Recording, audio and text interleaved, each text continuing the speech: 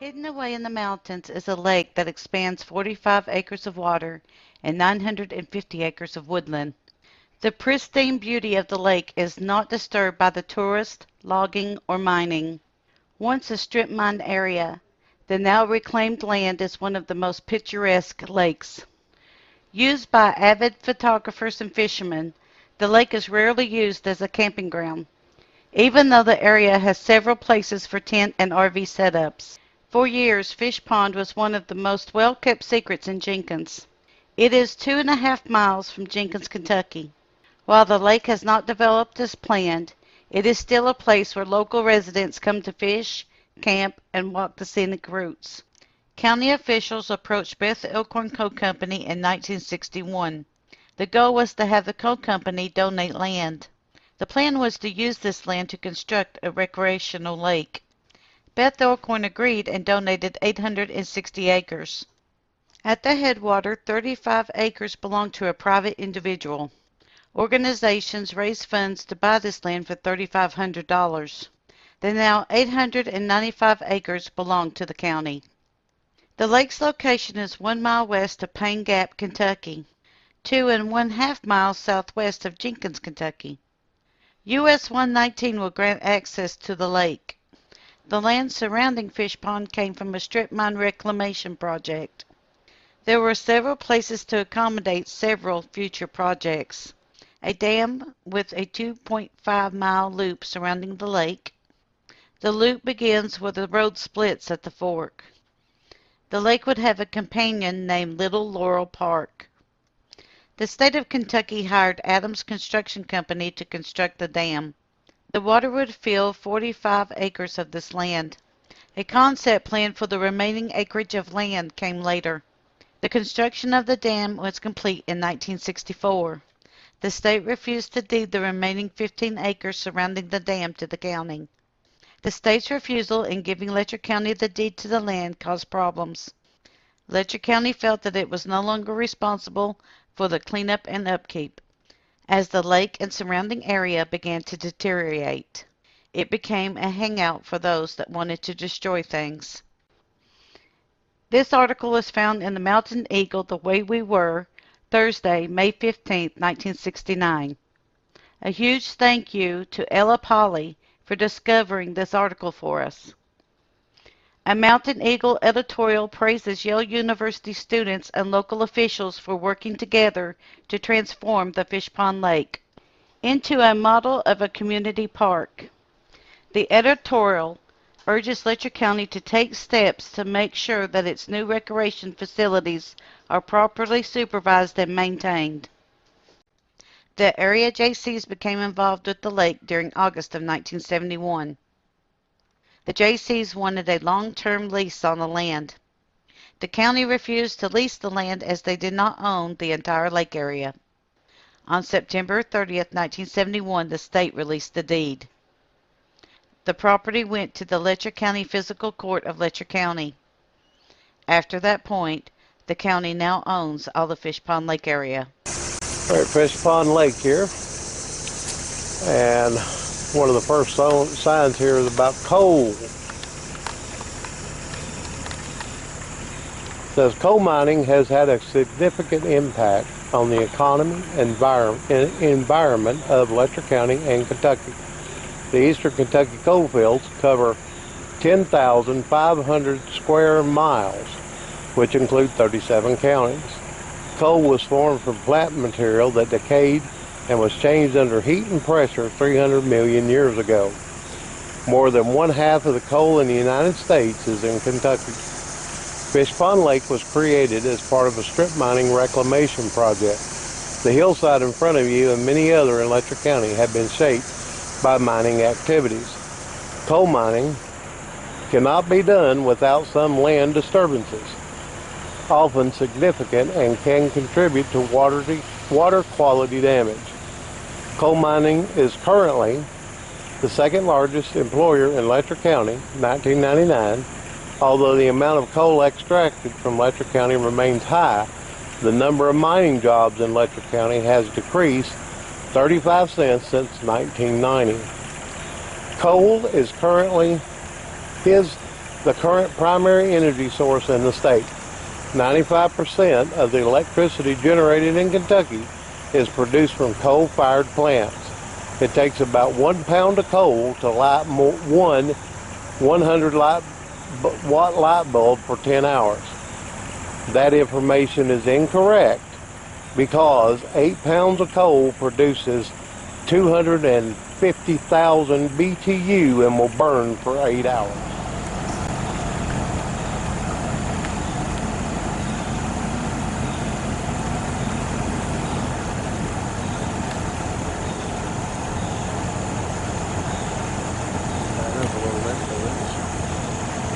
Now that's something new since I've been here.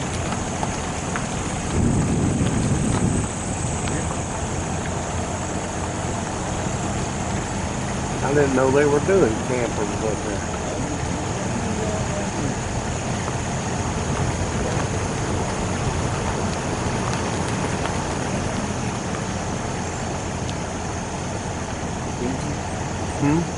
Beach. Oh.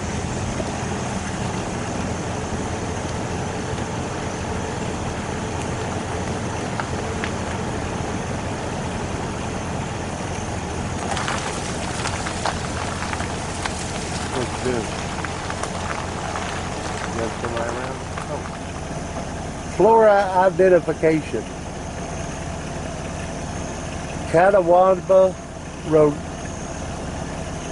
rhododendron. Catawba rhododendron. It is an evergreen shrub with clusters of large white pale pink flowers, 2 to 2.5 inches wide. Its dark green leaves are leathery and 2 to 6 inches long. Mountain laurel is a large evergreen shrub, 3 to 15 foot tall, with a showy cluster of 3/4 to 1 inch pinkish white flowers that bloom from May to July. Its leaves are 2 to 4 inches and grows in open hardwood forests. Prairie coneflowers. It is a 1 to 1.5 inch tall slender hairy stem plant with flowers 3 to 5 inches long, drooping with yellow petals and dark brown cones or centers. It grows in dry woods and blooms from June to September. There is the prairie coneflower, the mountain laurel, and that is the Catawba rhododendron. That's what it is, rhododendron. An agreement was finally reached between the Jaycees and the Fiscal Court. The terms of the lease were as follows. Letcher County leased the lake to the Jaycees. The lease would end when the state or the Jefferson National Park took the lake. The Jaycees were responsible for all upkeep and land management of the Fishpond Lake. They were also responsible for policing the area. According to the deed from the state of Kentucky, the Jaycees cannot charge for access to the lake. They may ask for donations for upkeep, but cannot charge a fee of any kind. This hurt the upkeep of the lake and posted a financial burden upon the Jaycees. The area Jaycees have made attempts to have the Jefferson National Forest take the lake. In 1971, a board of governors convened for decisions about the lake. John Billiter served as the first chairperson of the board from October 7, 1971 to January 15, 1972. Because of political reasons, the board added 11 members that year.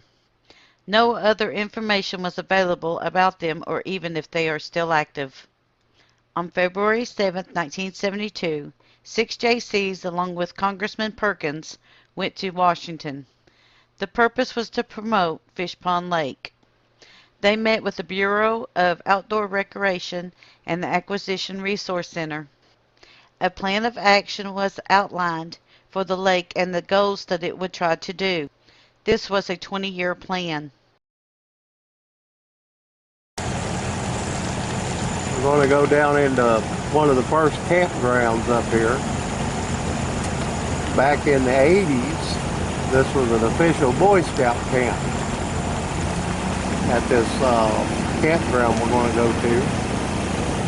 And about 1983, we had a jamboree up here, and scouts come from all over the United States, and we cleaned this lake up. And they were going to turn it into an official Boy Scout camp, the entire lake. But there was a problem with the deed and the way that everything was situated out, and so that ended up not happening. Here we go, Boy Scout campground.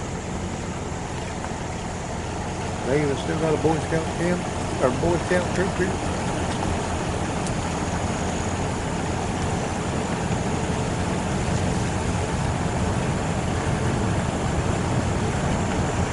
We'll get a good view of the lake right down here. As you can see, the really nice forest here. It's nice and quiet. Good place to come and camp if you're in Letcher County, Kentucky. And we got bathrooms here, picnic tables, swing set.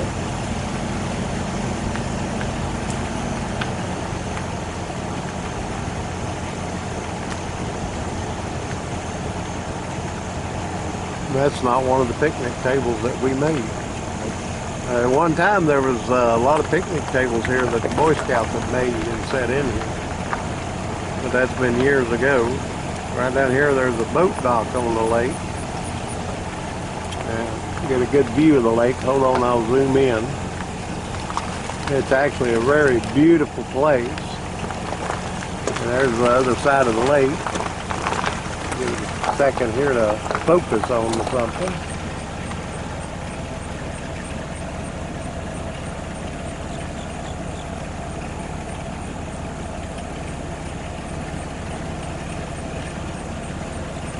Pretty reflection off the lake. Really good catfishing in here. There's trout in here, bass, crappie. See what?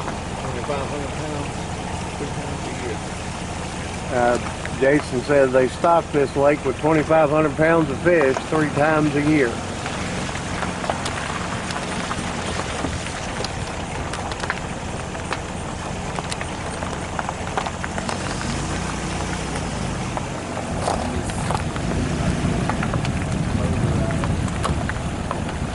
No motors are allowed on this lake, gas-powered motors. You can use a trawling motor on it. And one time they were pumping water out of this lake to Jenkins Lake because they had a water shortage there in Jenkins.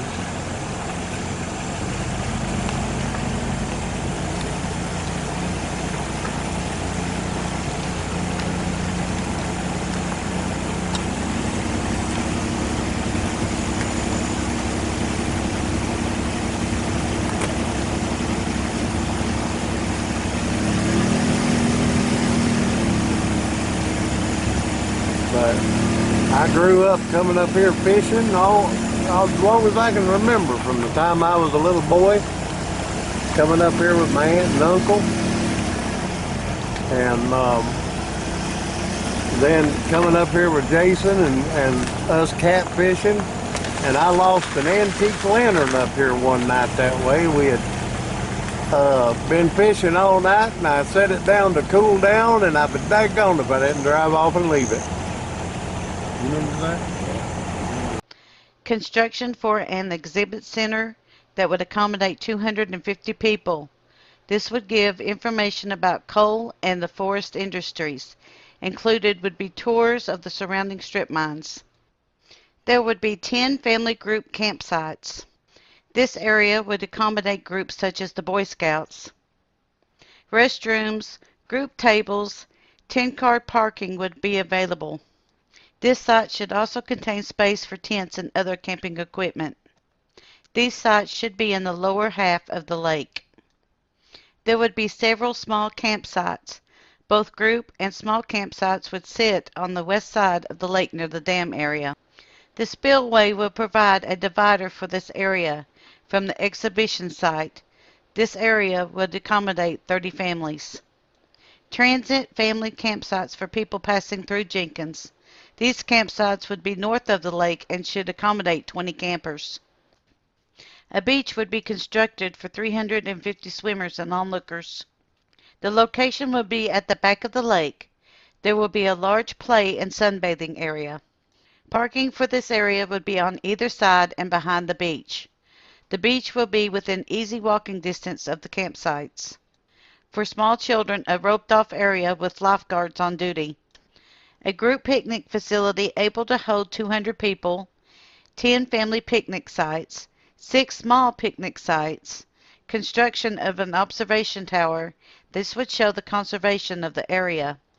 Places for nature study, removal of the slate dump behind the beach. An information center would sit where the mine fire once burned. The function is to welcome visitors.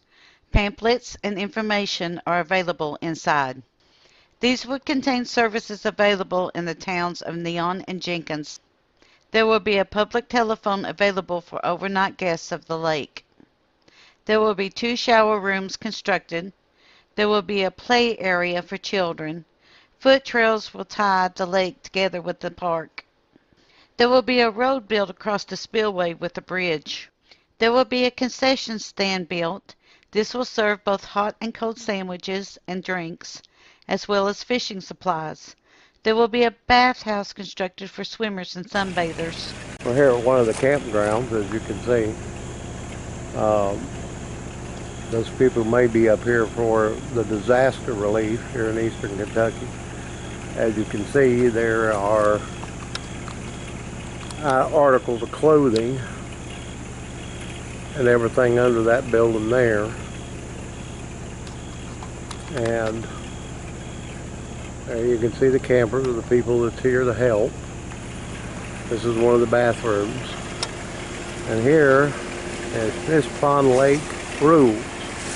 No drugs or alcohol, no camping under shelters, drive slow because of kids and pedestrians, no littering, no loud noise after 11 p.m. because of other campers, no swimming, speed limit 10 miles per hour, strictly enforced.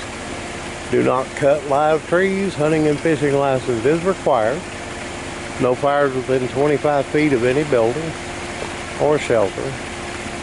Please enjoy and keep the park, the lake, and the bathrooms and the camping areas clean.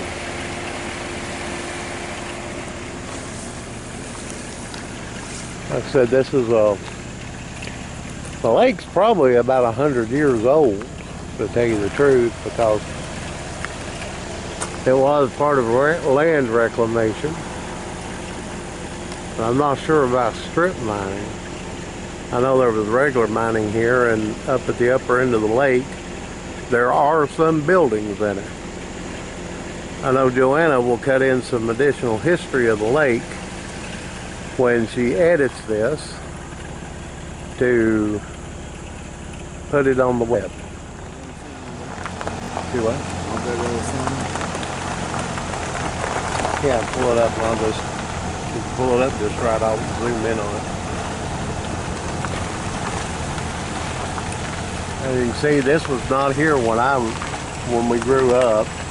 They've added this RV park, and there's a set of rules for it.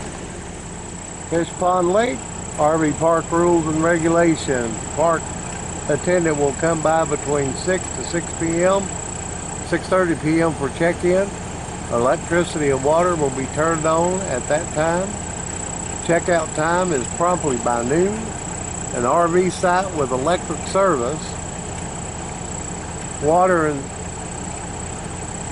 sewer via pump station will cost, let's say, $5 a night? $15 a night, with or without service. The maximum length of the stay is limited to 14 consecutive days in any 30-day period. Quiet hours are from 10 p.m. to 6 a.m. daily. Excessive noise during this period is prohibited. No portable generators are allowed. Parents are responsible for the children at all times and should supervise them accordingly. The discharge of gray water or any other waste material, waste liquid is prohibited. The washing of vehicles, campers, and ATVs or equipment is prohibited. Local law prevents alcoholic beverages at the park. That's a good one.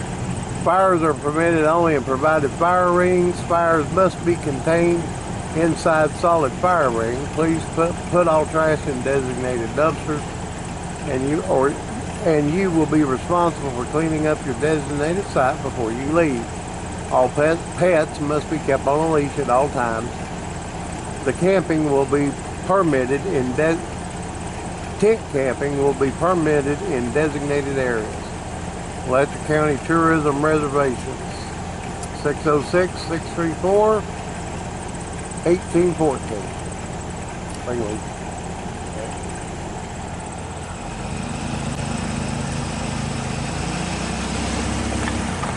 I keep telling her she needs to make her some business cards.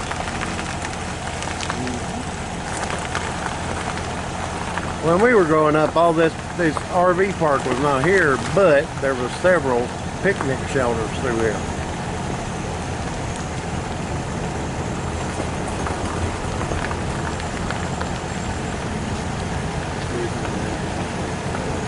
Yeah.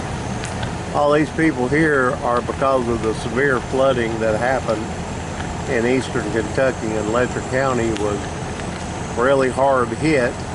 The local newspaper says it's been 4 weeks and still they don't know exactly how much damage was done here at the park. That's just the rules go on. There's another shelter, picnic shelter. As you can see, looks like food and water, various other items that are available here.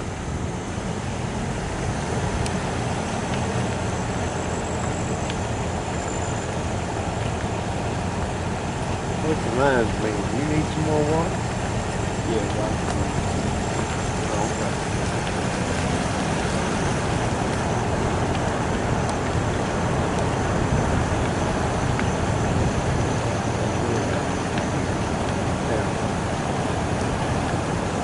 Now we're going to go down here where me and Jason used to fish all the time. We'll get that and take a look at this little fall here.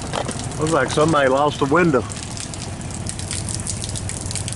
As you can see, there's water coming out of the hill right here. I guess it's a little spring.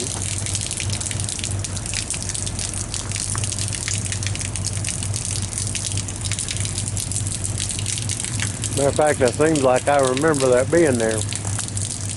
Here's a sign about the watershed, or about what a watershed is. It is a landscape around you that collects water, both rain and snow, that runs across the slope of the land or sinks into the soil to eventually find its way into creeks and rivers. The Fishpond watershed includes 360 acres around Fishpond Lake. Look at this map. If you pour a glass of water on the ground anywhere on the map, it will end up in Fishpond Lake. There's a map of the watershed and the lake. Individual watersheds are bounded by ridges or other dividers. However, all watersheds are connected to each other as water flows down one stream and empties into another. Many people do not realize that even if they are not near a body of water, all parts of Letcher County are in a watershed. What you throw out of your house or pour down a drain may end up in a creek 1 mile or 50 miles away. Watersheds affect many parts of our lives. They support air, water, soil, plants, animals, and people. Watersheds help connect many different parts of our lives. We all need clean water. Let's take a better look at this spring here for just a second.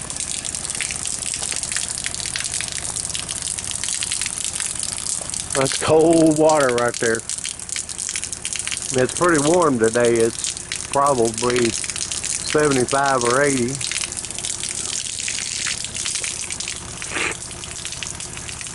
That's good and sweet water too. I know people used to come up here and get water here for their fish, for their aquariums. And I think, if I ain't mistaken, that water runs out of there year round. We're going to go down in right here. This used to be a recreation area here back in the 70s, and they actually had floats in there that you could swim out to and slide down. And there used to be a castle out there that had bathrooms and several other things. But when we were growing up, there used to be a tennis court right up there, and all this right here was empty. Now they put picnic tables and stuff. You get that thing. But me and Jason used to fish right here all the time. Right here and across the creek, there's a old boat ranch launch over there, and that's where we used to fish. Right up there is the picnic shelter where our Boy Scout camp camped out behind it up in the woods for the jamboree back in the 80s. Like I said, they used to swim here way back in the 70s.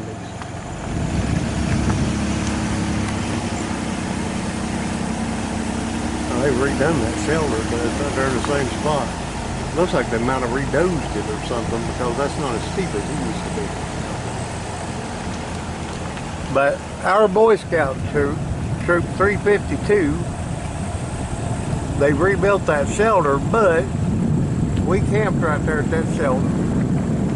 And there's a ravine behind it, and we built a primitive rope bridge across that ravine and actually put our tents up in the woods there. But they've dozed all this out right here and made this more flat.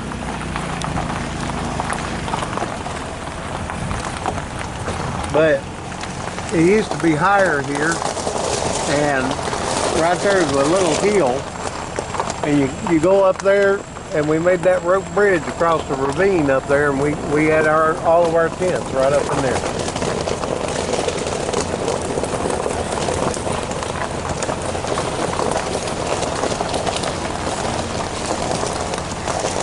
That side is tore down.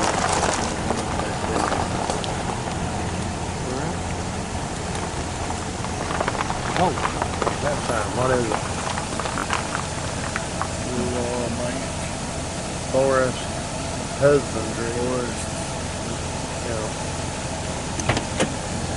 I'll go over and get it.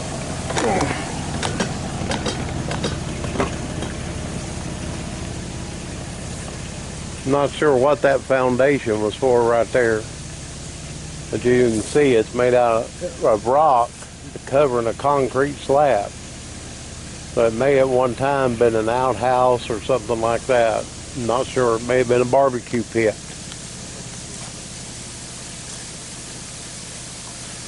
I'm going to walk right over here and take a look at this little creek.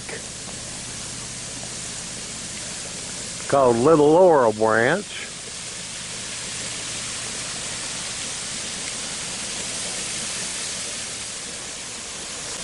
Right there. Sign says Forest Hydrology and Hydropower. This is a study of water dealing with the unique behavior of water in a forest, the ecosystem. This flume and stilling well are used to aid our understanding of water movement. The flume measures the stream flow, the amount of water flow through the stream per time unit. A stilling well measures the height of the water. Streaming flow measurements are important to ensure a good supply of water that all living creatures and plants require for life and growth. Hydropower. Manual and electric power can be created or generated by the use of water. Mechanical use of water has been used for centuries around the world to ease people's labor. Some of the uses have included the irrigation of gardens and operating mills to grind corn and wheat to make meal and flour. Now here's the little pond and everything they were talking about, and it looks as if it's broke down or been taken out. but that little pond behind it is filled up. As you can see, it's made like a little dam right there, overflowing, and there's the flume that they were talking about, but it's no longer turning a water wheel down there. So I'm not sure how long that's taken out, but that system right there could be 50, 60 years old. Who knows? As you can see, that's a pretty nice little creek down there. And it flows right into the lake here. Now up there used to be tennis courts, and I think a basketball court, but we're going to go up there and take a look at it here in a minute. I'll zoom in and get this flume. See the way that works? And there should be a water wheel down there, but it's no longer there. Just something interesting here at Fishpond Lake.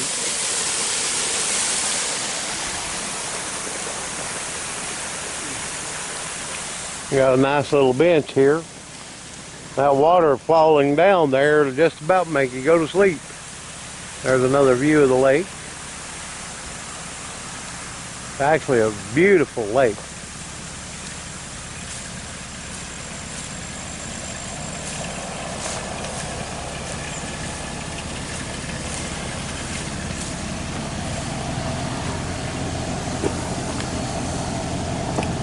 What do they got up there where the tennis courts were? Huh? What do they got up there now?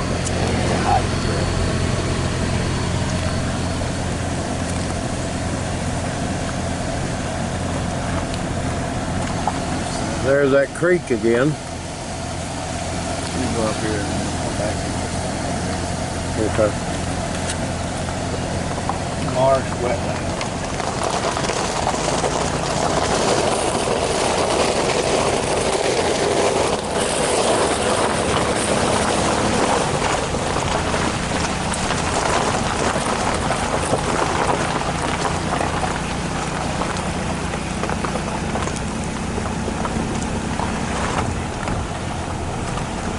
There's the old walkway that used to go up to the tennis courts.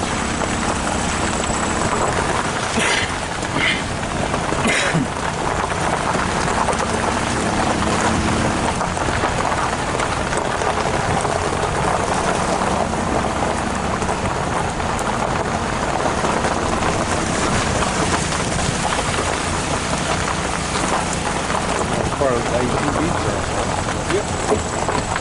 This is one of the ATV trails, and there really isn't a sign here, but that's what it is. It says, this trail dedicated to Roger Breeding, ATV enthusiast and proud supporter of Letcher County. One of the ATV trails up here. They put all that in since I was a kid. Had some hiking trails up here back then. There's some old-fashioned touch-me-nots. See them little orange flowers there? Right over there's a whole bunch of them.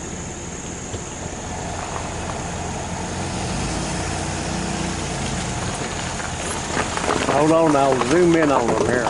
Get you a good look. But those little orange flowers right there that you see, those are the old-fashioned touch-me-nots.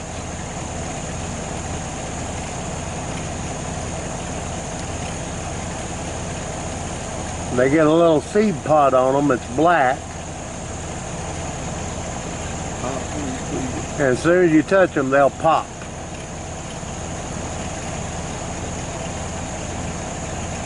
Alright, that's cool.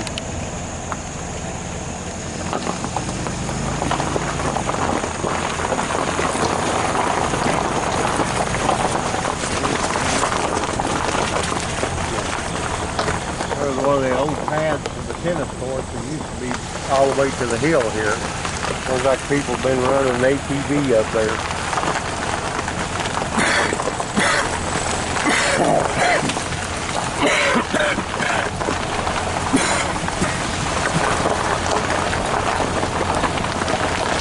As humidity gets to it.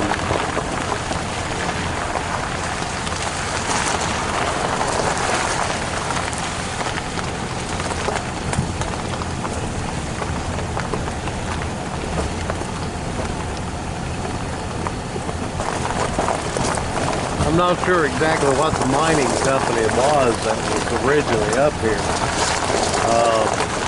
They may have torn down the building that was in the lake down here, but they were right here. We're going to look at this sign here about marsh wetlands.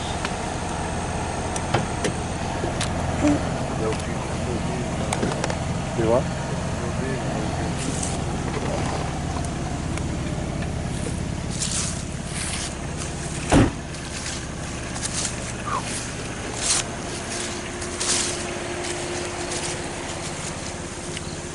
I can't read this really good, but it's about the black willow.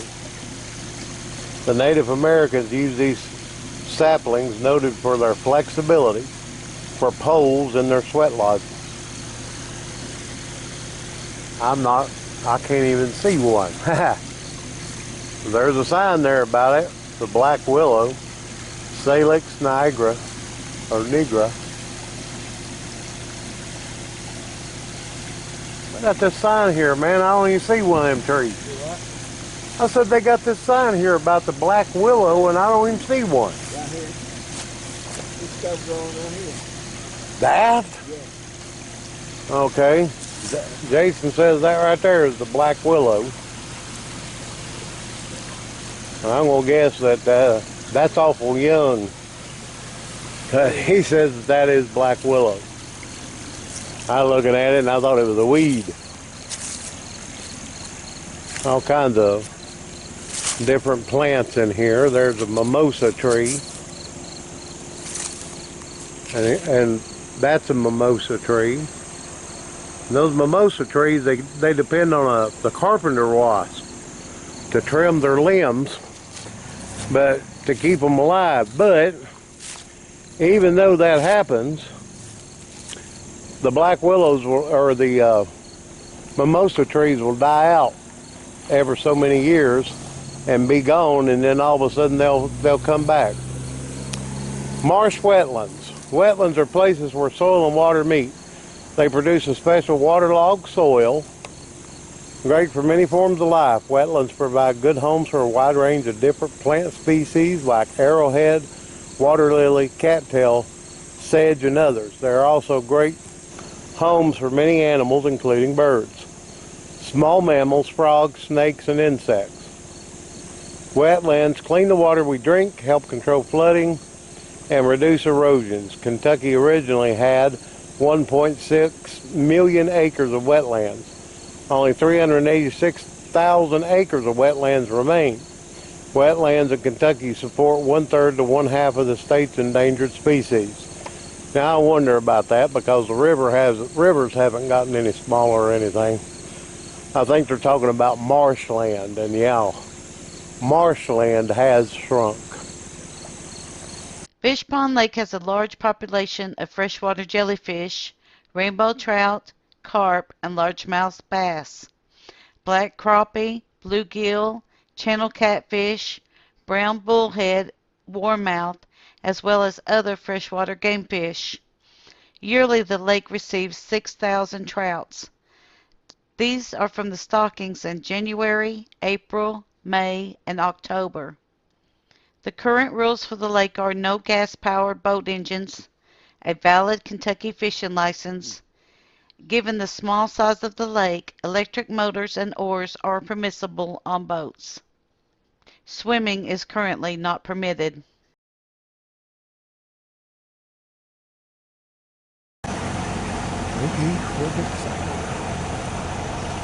Here we have some more flora identification. Right there, the tulip poplar tree. Small one. If you'll look there, that's the leaves and they look like tulips. But that's not how they get their name. When they get really big, like that white one you see right there, that's a tulip poplar. Way up in the top of the canopy up there, they get a little flower that looks just like a tulip. Flora identification. Solomon's seal. It is a greenish white, 1/2 to 3/4 inch bell-like flowers hanging from 8 to 36-inch arching stems. It blooms in woods from May to June. Native American and colonists ate the starchy rhizomes, which is like tuber-like roots. Chicory, and that's what it looks like. And here's chicory, and it says, chicory has a 1 to 4 inch stiff stem bearing 1.5 inch showy blue flowers in fields on roadsides from June to October. Roots can be roasted and ground as coffee substitute or additive. Common cattails. There used to be a lot more of those grew around here in the old strip mines. That's another thing. They talked about the marshlands disappearing. I wonder if they count the old strip roads and everything, because there's plenty of marshlands up there. You just about can't get through it because of them. They're a tall and stiff plant growing 3 to 9 inches tall, 3 to 9 feet tall. It has male and female flowers, tiny yellowish male flowers above a cylinder of female flowers that bloom from May to July in freshwater marshes. And there's a picture of the cattails. Sort of wish there was some here because I could show it to you. But we're going to look down at that boat dock there in a minute, and there used to be buildings under the water right there. As I said, these woods up here are very beautiful. All the woods here in eastern Kentucky up on the mountainsides and everything are usually very, very beautiful, even where they've strip mined.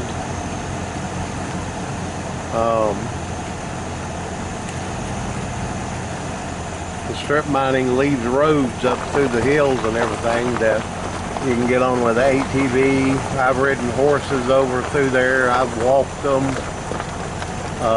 All kinds of things. And let's go ahead and pull down in there. And it's really interesting.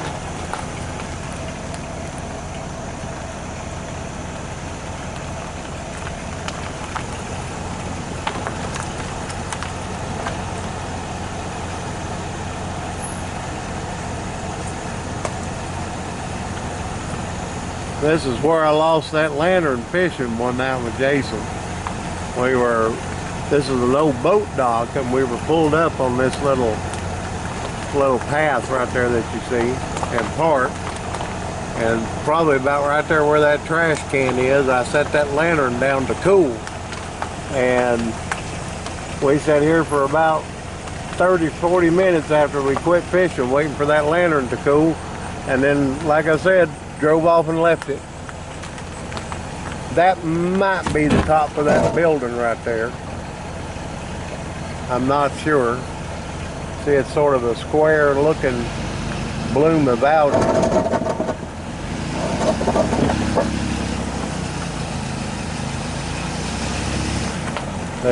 But when we were young, you could really see those buildings under there really good. Like I said, this is a very beautiful lake. Do what? Branch in the water.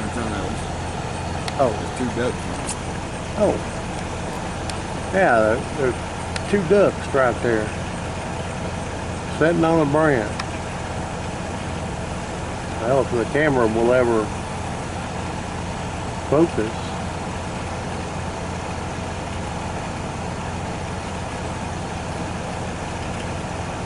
There, it finally focused. I don't think they're ducks, but they're some kind of waterfowl.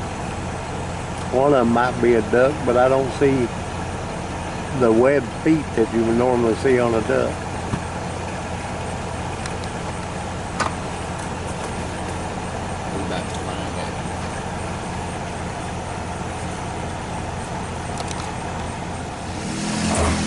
Here we are coming up out of the boat dock. We took some pictures of the lake and some ducks that was there on a log on the lake.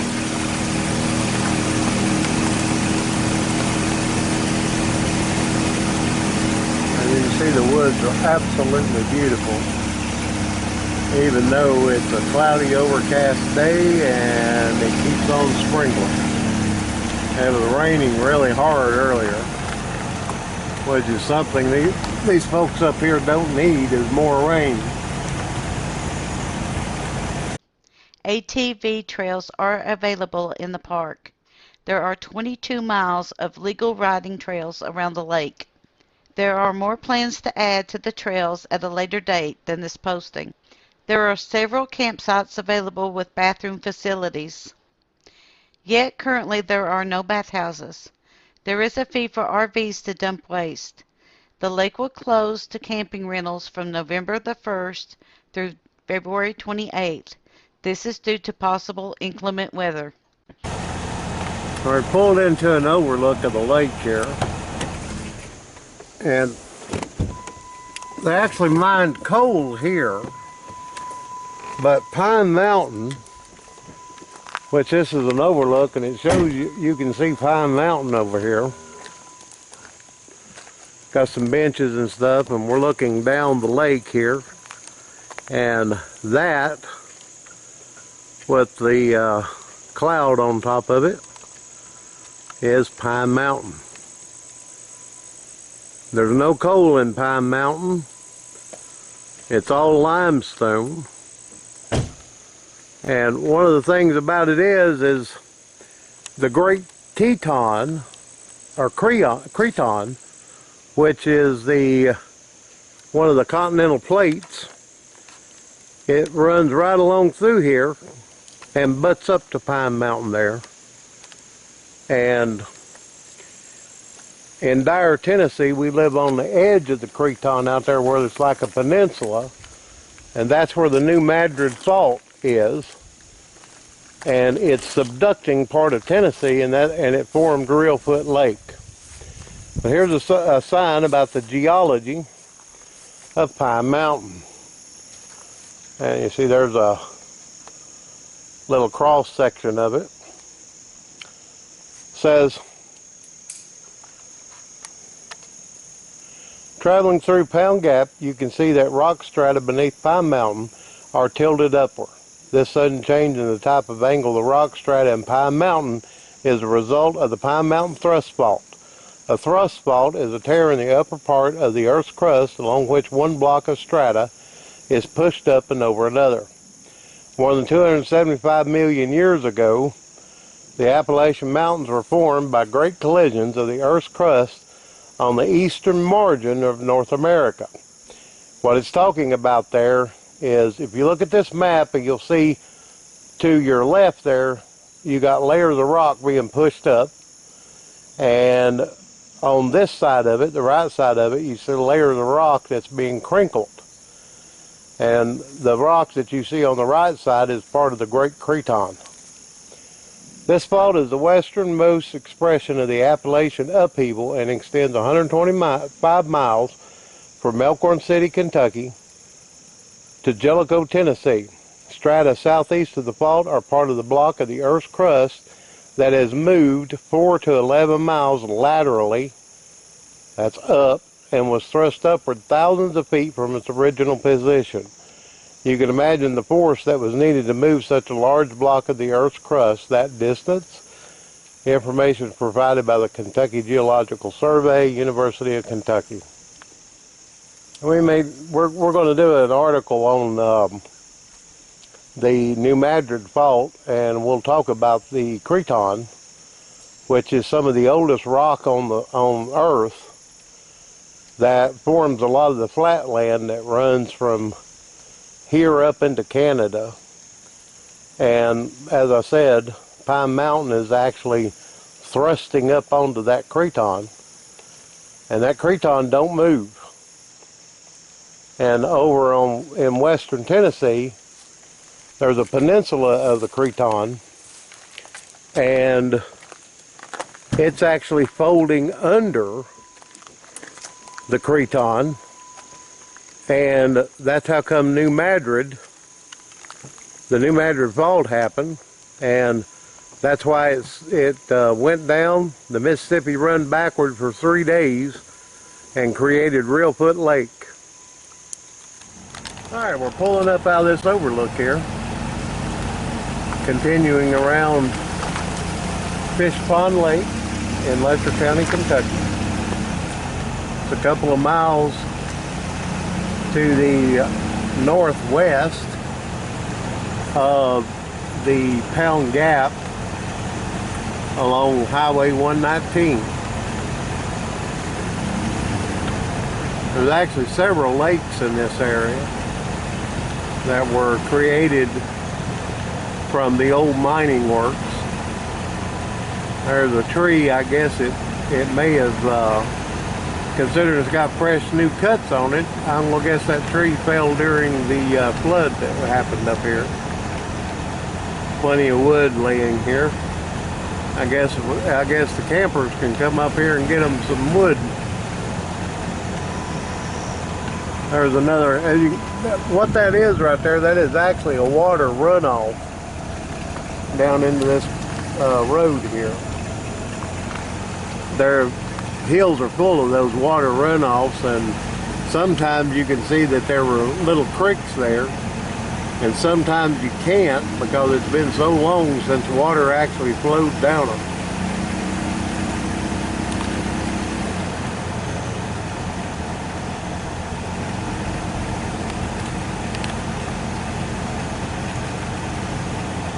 The camera's got a good steady cam to it. What's down there? There's benches down there? As you can see, there's more tree fall here from the flood, and we're going to look down over here to one of the trails at some of the benches that's down there. That looks like maybe it's another ATV trail right there. And like I said, that's going right up one of the water overflows for the mountain here. But it looks like that one didn't get any water flowing down it. There's another tree that fell during the flood.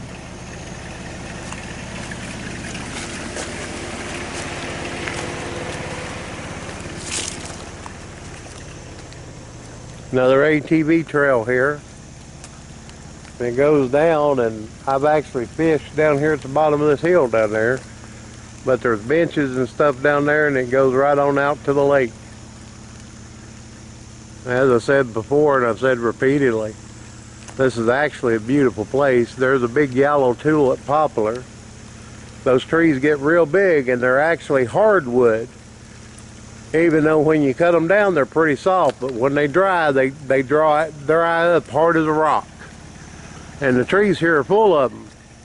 And the thing about that tulip poplar is you can cut that tree down, and within 2 years there'll be all kinds of second growth come up out of it.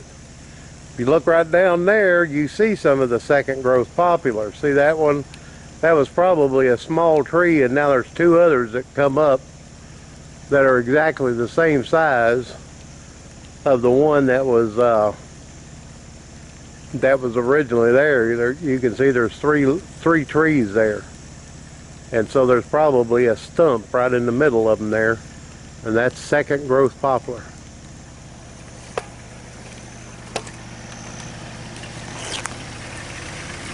There's a sycamore tree. Got all that wood shavings on it. You can gather up them wood shavings from the sycamore tree, and it works really good to start a fire.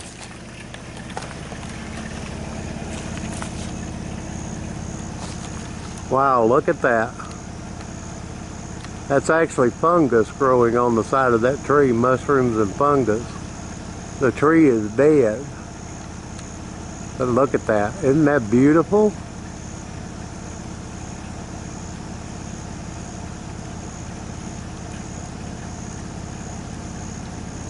They come up here and baptize people down there, don't they? Yeah. I know they do that down at the dam down here too.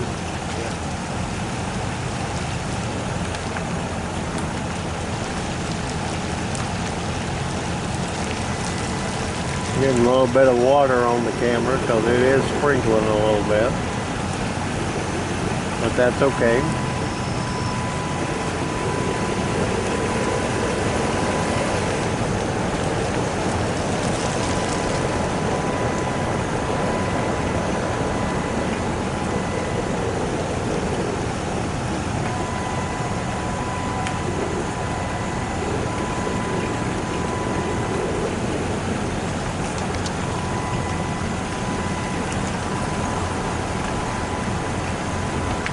The reason I'm not looking through the windshield on this is because it is raining and the windshield is getting quite a bit of rain on it. Here's another flora identification. We're going to get out and take a look at it. It says cardinal flower. It has many brilliant red blossoms in an elongated cluster. It will grow 2 to 4 inches tall in most soil from July to September. This flower is enjoyed by hummingbirds. There's what it looks like. And this is the large flowering trillium. And these are all native here and they grow up here. I wonder what kind of tree that is. I'll show you the leaf here in a second. Says large flowering trillium. Its blossom has 3 white petals, 2 to 4 inches in size, and turns pink with age. It will grow 9 to 18 inches tall in rich woods, blooming from April to June. The leaves can be eaten as cooked greens. Again, that's what that looks like right there. Here we got the common milkweed.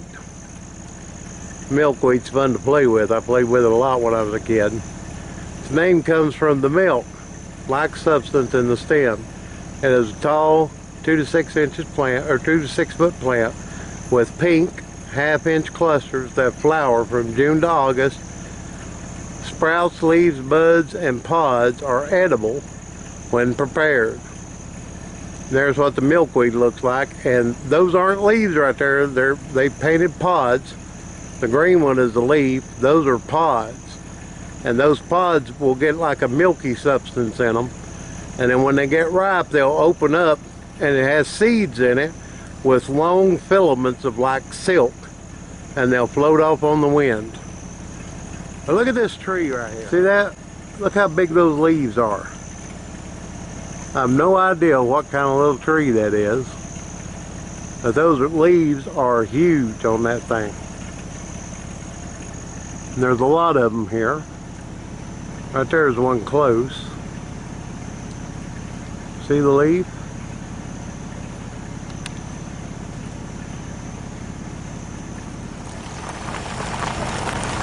Here's another little picnic area with trash cans. They put these all over the place now.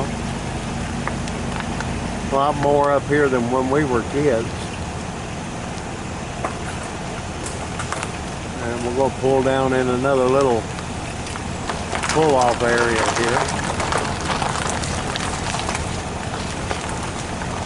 Looks like just mostly a little picnic area. Sign said no camping.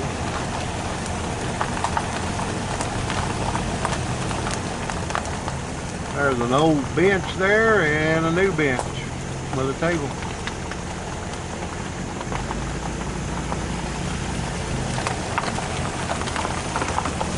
Now, hold on a second, Jay. If you look right there, you can see a rock cliff. But right in here was where some of those where some of the mine works were. And that right there was probably a face for the mine.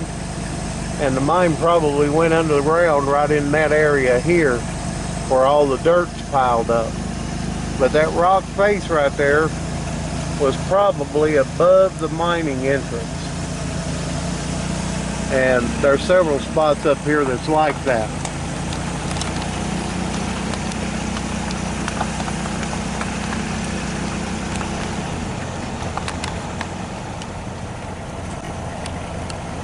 There we go.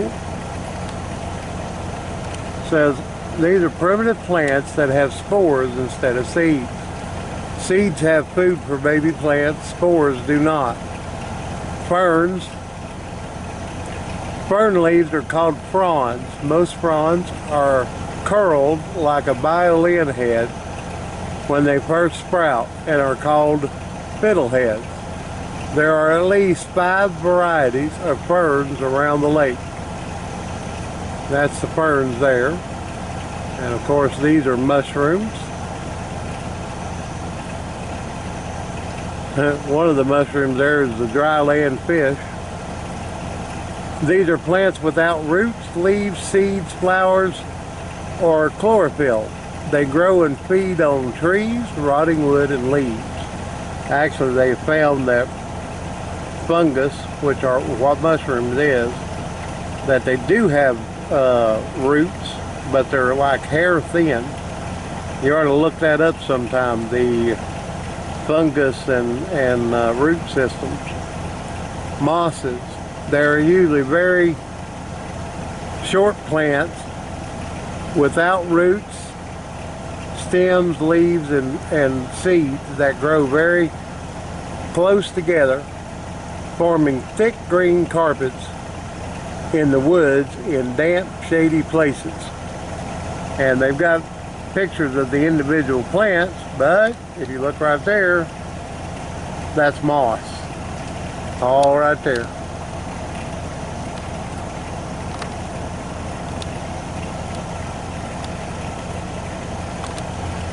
Right there is ferns,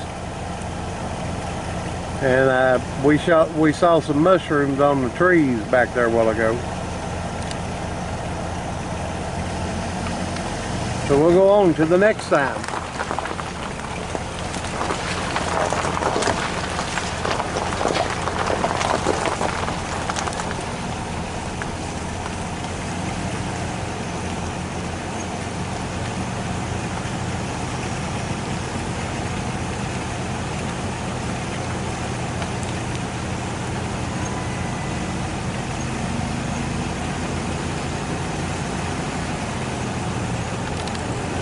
Here's another one of those mining break areas. If you look real close, you can see that that's not natural, that was something man did right there.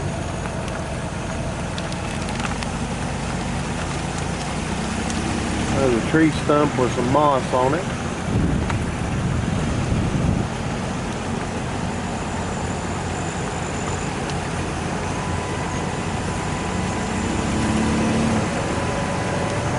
We're almost at the dam, and the dam here is actually an earthen dam, and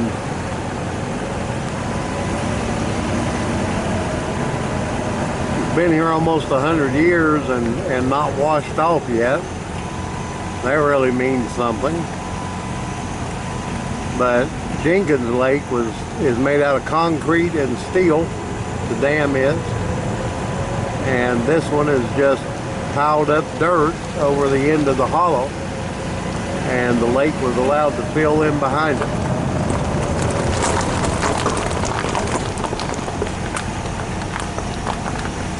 Coming up on another area here. Here we go, sign on the vernal wetlands.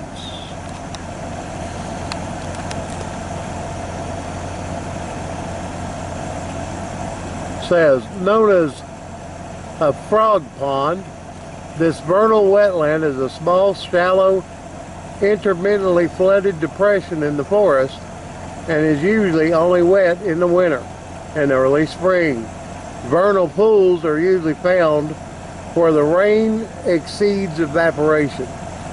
Again, if you look here on the mountain here, this is another mining break, and there's a pile of earth here in front of it. And what they're talking about is, right in behind there is a pond of water. We're not going to get out and look at it, but that's what they're talking about. There's a pond of water right over this little hill.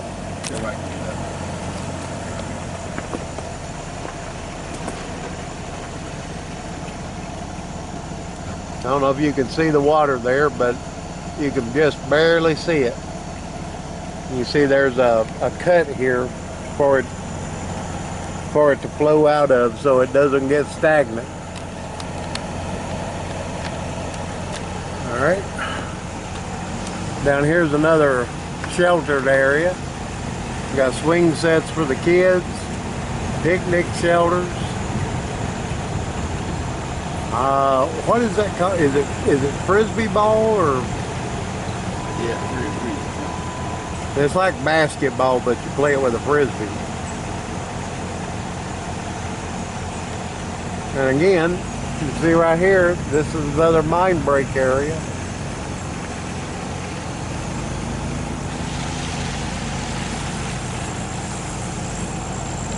I'm about driving on this stuff.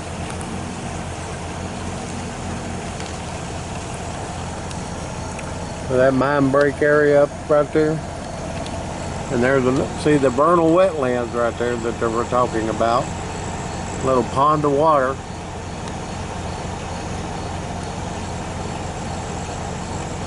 Over in there. Right in there. See the rain blopping on it. Flora identification. Common blue violet. It is a smooth, low plant that grows in moist woods from March to June with 1/2 to 3/4 inch blue to white blossoms. Leaves are high in vitamins A and C and can be used in salad and cooked greens. That's the plant right there. Wild geraniums. Says it has lavender, 1 to 1.5 inch flowers in loose clusters blooming from April to June. It grows 1 to 2 foot tall in the woods and meadows. And over here, tall ironweed. It has a tall stem growing 3 to 7 feet tall and bears deep purple blue flowers. Heads that bloom from August to October. Iron refers to the toughness of the stem. And that's what it looks like. And again, all these plants are here. Right here at Fishpond Lake in Letcher County. Again, there's the mining break, the vernal wetlands that they were talking about. And all these things feed off into the lake. There's some very pretty flowers here. Over here's a picnic shelter, water fountain, and there looks like one of the old picnic shelter bases. Now look at these flowers, aren't they pretty? Purple, orange. I used to know what those were called. My grandmother grew them all the time. But you see all that stomped down in there and it looks like mud's been worn off in there. And there's other ones over here that's probably bare. They'll put trails through stuff like that and probably got into that vernal wetland there, that pond of water, and got mud all over him chasing frogs or something. And he come up here in this in these flowers and cleaned himself off. It says pollinator habitat.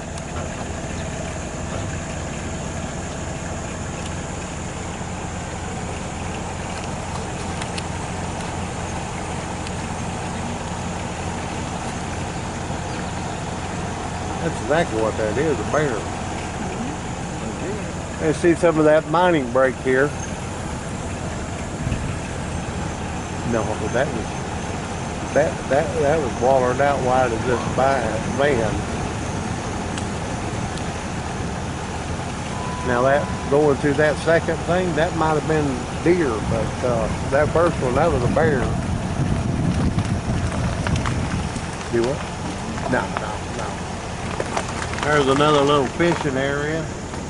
Got a couple picnic tables down there, and that's a handicapped area.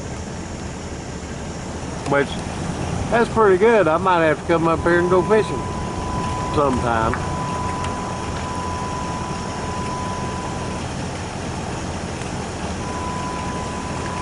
Maybe in June or July. I can't remember which it is, but they have open fish days, and they time it to do it with the state of Tennessee. because they are the twin states. They were both made states on the same day, and they share Lake Barkley and the Kentucky Lake, which is down out west on the Tennessee River. And out there, if you're from Tennessee or Kentucky, you can fish those two lakes with either or of the fishing license. And one day a year they have open fishing between both of the states.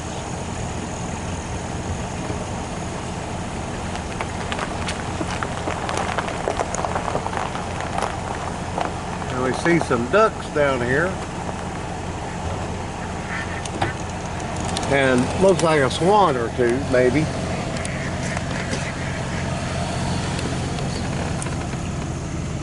Them ducks think we got something for them.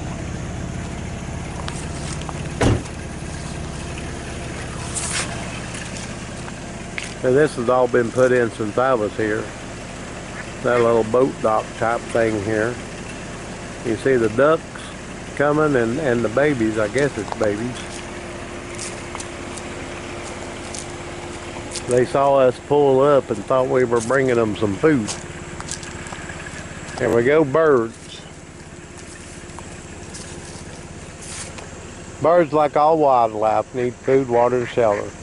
This lake area is an excellent feeding and nesting place for many species of waterfowl, birds that swim, and other water birds, birds that wade and dive. Some of these include herons, snipes, mallards, coots, sandpipers, killdeer, kingfishers, and many more. Their diet includes frogs, fish, and insects that also call the lake home. And we get a good view of the lake here. There's the dam that we were talking about. Here's the lake itself. And I think we got one more sign to do.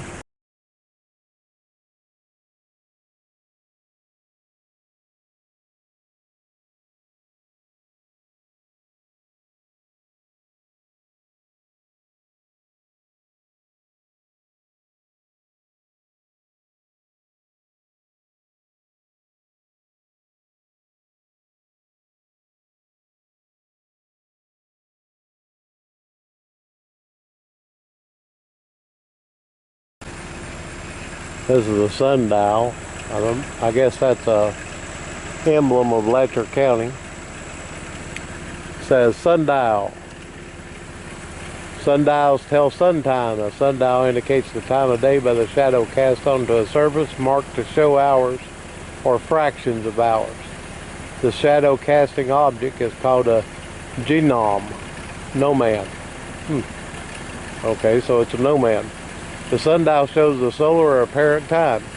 Corrections between solar time and clock time must be based on the position of the sundial and the standard time meridian of the location. Special thanks to the Letcher County Recycling Centers and employees for the donation and construction of this sundial. The latitude here is 37 degrees, 10 hours and 0 seconds, with a longitude of 83 degrees, 40 hours, and 0 seconds. I think I read that right. It may be 37 degrees, 10 feet, 0 inches, latitude 83 degrees, 40 feet, and 0 inches. And here comes the ducks again. They come from all the way over there a while ago. Saw us come over here and thought we were going to bring them some food over here. Watch them. They're taking baths, showing off. They're really working for that bread or whatever it is they expect me to throw down to them, and I don't have nothing for them. Sorry, guys. Thank you for watching it. This is Dave with Kentucky, Tennessee Living. We hope you enjoyed this tour, driving tour of Fishpond Lake, and continue to support Kentucky, Tennessee Living by watching our videos, visiting our website, and our Facebook page. Have a blessed day.